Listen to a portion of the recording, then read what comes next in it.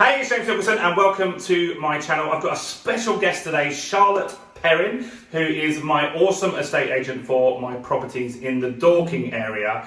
And today we're going to talk to you about how to maximise rents and why you should be looking to use an estate agent. Now remember, this channel is all about my investment journey, but more importantly, it's about buying properties for my two girls, Georgia, who's 21. This is her second property that we're in here, and Amelie, my little baby, we're going to be building a portfolio for her. So how can you follow us on the journey? You take that finger of power, you smash that subscribe button down there, hit the bell notification, and then you'll find all the good, the bad about property investing. Well, welcome Charlotte to our little video today. So this is very impromptu. Charlotte and I are actually good friends as well, so I was able to say, look, let's just make a video.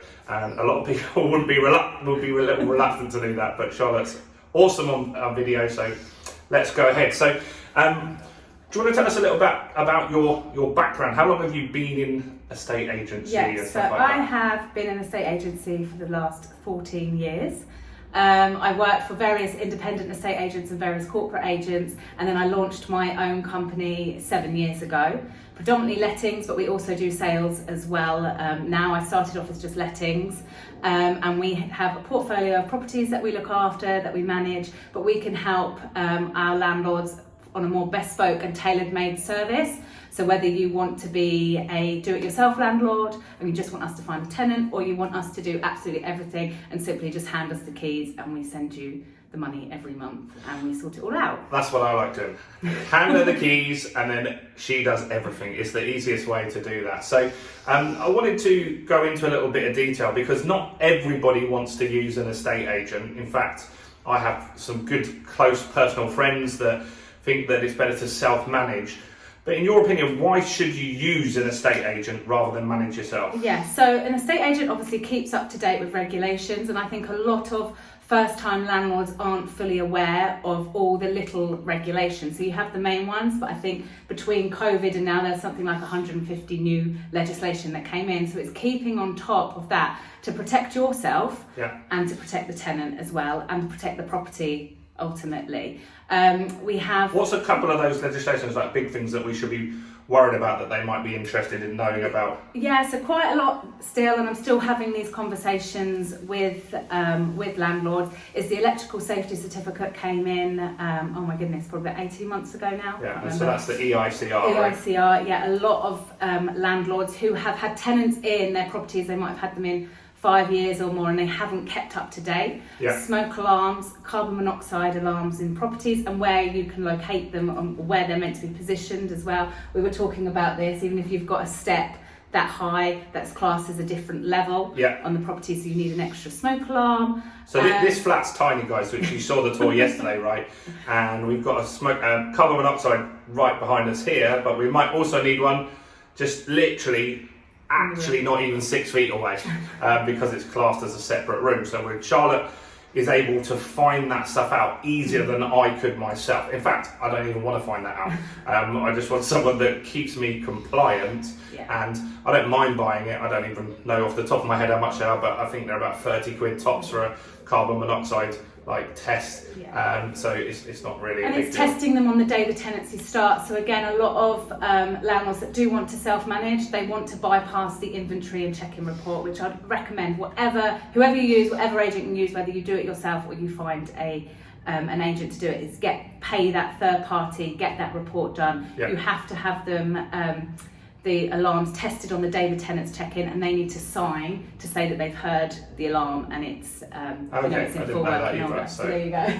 So it's little things like that us agents, if you're regulated and you're with a professional body, we all get updates, we all know what's happening, we all know what's pending as well, like the energy performance certificate is another one. They're changing, and then they're also wanting to bring new rules in on top of that. So from the boring side, the legislation, you haven't got to worry about it. But also from protecting your property and protecting you as a landlord with the tenants. We're talking about property visits. I 100% recommend once a tenant's moved in, is to visit the property 4 times a year. Yeah. And even afterwards, you might think, they're fine, they're quiet tenants. I can extend that to 6 months, so twice a year. But in the first instance, you want to know those little maintenance tweaks that need to be done, whether a door handle is a bit wobbly at the time, it gives a chance the tenant to tell you that door handle's wobbly. Whether then in 3 years' time when they leave, that whole door has fallen off because you never actioned the wobbly door handle, or they've forgotten to tell you because they just live with it. So, yeah, exactly. And the few times I've had a bad tenant, which isn't very often, and it's not been ever from Charlotte, just to be very clear, but the few times I have had in another area a few bad tenants. And what I found is the earlier you find the problem, the less damage ultimately that will end up being on your property, and you can figure out quite quickly whether that tenant is going to be good, whether it's going to be a problematic tenant. And so by having regular inspections at the beginning, you can really nip that in the bud, because some people just need to be told by someone in authority like your agent, look, that's not acceptable to do that or this, and then they get a formal letter about it. Then sometimes they just stop and they become a good tenant.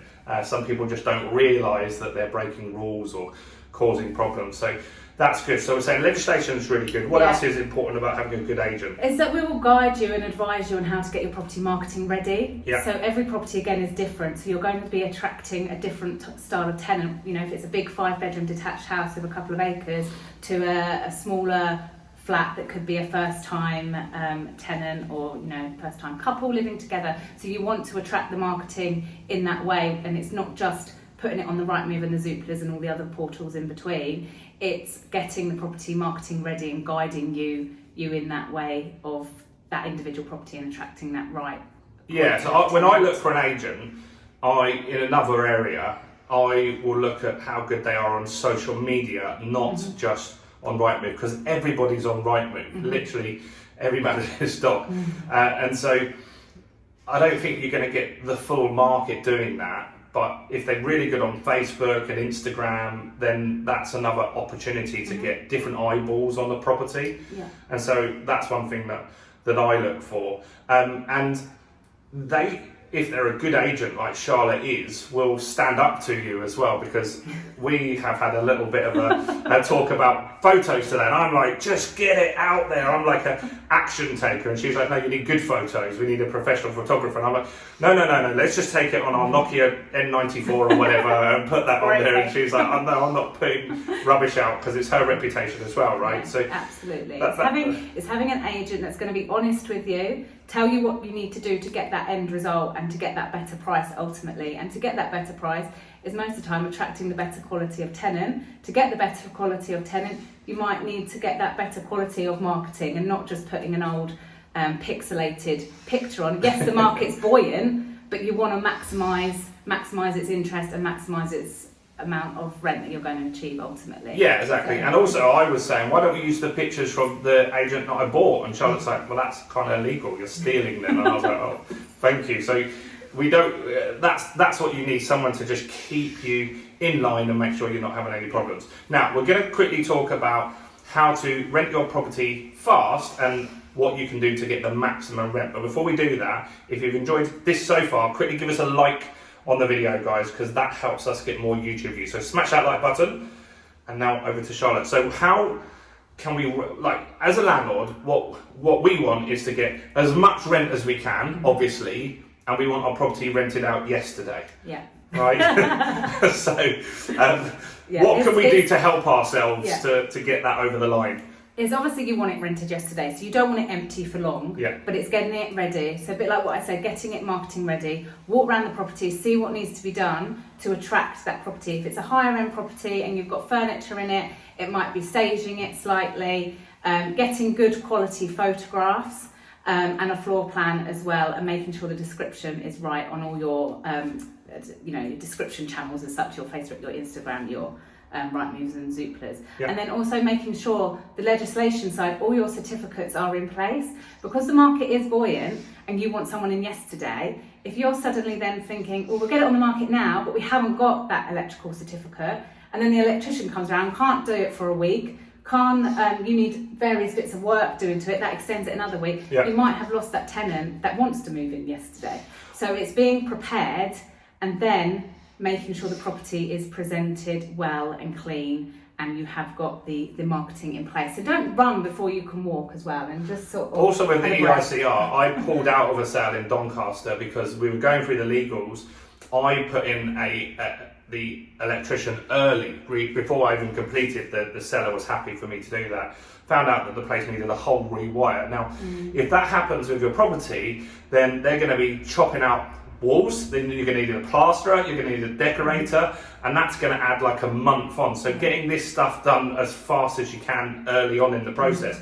The day you instruct or the day you complete on a property is really, really, really important. And so I was fortunate with this one that a lot of the certificates came with it, but we're still going to make sure that there isn't going to be a major problem, because like I do want it rented out yesterday, right? Yeah, and you will do. It's making sure you're organised and you're ready, so then things can flow and speed on process quickly. So that would be my advice. And my last advice, which is one of my big bugbears, is when you are pricing a property, and this works with sales and lettings, it's to not do the 999. So don't be swayed. And I think sometimes with lettings you can get swayed with like the £75, so the 1075. But work with the Zoopla and Rightmove pricing. Now I have seen at the moment, because we are in a buoyant market, that things are going over and above the guide price on Rightmove and Zoopla. So it's attracting that quality of tenant. And then sometimes you are finding that people, especially around in this area, is people are going over and above. But it's using your agent to guide you on the price. James might say to me, "Well, at £3,000 a month." Yeah, but I would always be honest about how I'm going to price it to work. So then you might go over and above the price. So it's working with your agent to price the property well, basically. And you can get more than you asked for, because that happened I've got a flat by the Dorking Halls, which is the in the town, and we put it on for I think £850 and got £900 in the end, because there was a bidding war. And one thing that as well is important with the agent is they are speaking to these people, they're referencing people, and Charlotte actually had people on that other flat that would pay even more, but we want to get the best tenant, the one that can actually afford it, because you will get people that say, you know what, I want that property, I'll pay you £1,200, but when Charlotte does an affordability check, they can't actually afford that, and you get excited thinking, I'm going to get £1,200, but if they can't pay it, then you're not going to get it, right? And so sometimes it's best to really get an overall picture. You need to know, are they a good tenant historically? Can they afford the property? Have they got a stable job?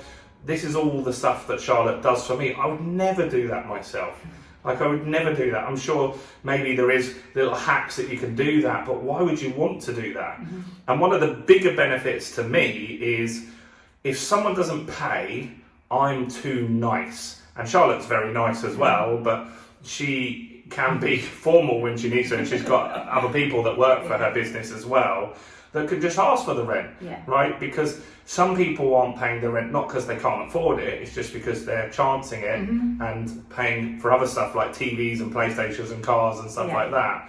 And so I don't like having those conversations. Like, if you owed me rent personally, I would probably let it slip for weeks and months. I think as well, just to add to that, is using an agent, we take that emotional factor away. So it's a business, and every landlord needs to understand that lettings and being a landlord, it's a business, but that can be quite difficult if you have lived in the property that you're renting out and you've got that emotional attachment. So I think using that agent, we do take away that emotional side. So if they haven't paid the rent or there is maintenance to do, it's from a business point of view, not the emotion. Yeah, and exactly. In my Dorking portfolio, so this is a Dorking property here, one of a few that I've got, I'll always get asked by friends, because they know I'm a landlord in the area, have you got a property? And I never ever will let it to friends, because that would have that emotional part. They'd say, I can't afford the rent or whatever. So I just want Charlotte to rent it to someone I've never heard of,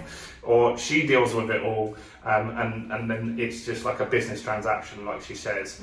Because if I rent it to friends or family, then I could let them not pay for a year probably if they gave me a little sob story. And that doesn't work, right? At the end of the day, if you don't get paid, you can't maintain the property. That's important because it's your asset, and you also won't be able to pay your mortgage, right? And ultimately you'll end up with a repossession.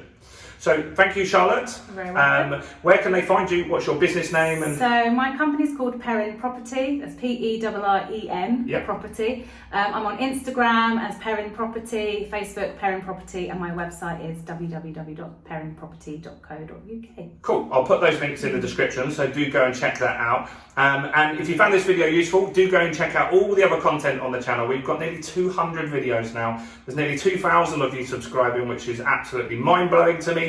And remember, we're going to be running some live events very soon in London. So in the description, I'm also going to pop a link where you can join our VIP list. That will give you early access to tickets, and you'll get all the information by doing that. So click on that link now, check out Charlotte, and go and check out all the other videos on the channel, including this one right here.